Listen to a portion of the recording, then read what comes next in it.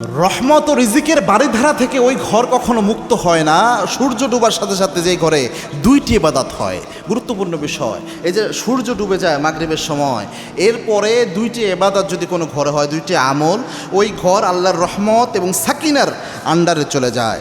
রহমতের বাড়িধারা আল্লাহ ওই ঘরের দিকে বর্ষণ করে, কখনো আল্লাহ রব্বুল আলমীর রহমত উঠে না। গুরুত্বপূর্ণ আমল। তার মধ্যে প্রথম যে আমলটা, সেটা হচ্ছে সূর্য যখন ডুবে যায় সাথে সাথে আপনার ঘরের দরজা আপনি ক্লোজ করে ফেলবেন। এটা হচ্ছে প্রথম আমল। এর একটা কারণ আছে।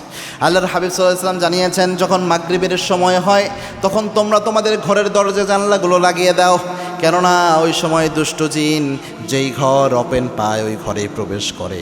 দুষ্ট জিন যেই ঘর খোলা পায়, যে ঘরে দরজা জানলা আজানের সাথে সাথে ওই ঘরে প্রবেশ করে। আর দুষ্ট জিন যখন আপনার ঘরে প্রবেশ করবে, ওই ঘরের বরকত রহমত কমানোর জন্য ওই ঘরের যে রিজিকগুলো রয়েছে ওগুলোর মুখ লাগাবে, সব কিছুতে তারা অপবিত্র করার চেষ্টা করবে এবং আপনার ঘর থেকে রহমত বরকত উঠে যায়। এজন্য প্রথমে এটা করবেন, দরজা জানলা বন্ধ রাখার আমলটা রাখবেন। 2 নম্বর হচ্ছে সূরা ওয়াকিয়ার আমল করবেন মাগরিবের পর।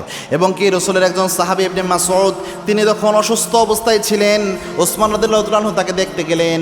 দেখতে যেয়ে বললেন, ইবনে মাসউদ তুমি তো অসুস্থ, তোমার ঘরে তো কোনো ছেলে সন্তান নাই, শুধু কন্যা সন্তান তোমার। ও ইবনে মাসউদ, তোমার জন্য আমি বাইতুল মাল থেকে কিছু সম্পদ দেই, যাতে তুমি মারা গেলেও তোমার মেয়েরা ভালোভাবে চলতে পারে। ইবনে মাসউদ বললেন, তার কোনো প্রয়োজন নাই, কেননা আমার মেয়েদের আমি সূরা ওয়াকিয়ার শিক্ষা দিয়েছি।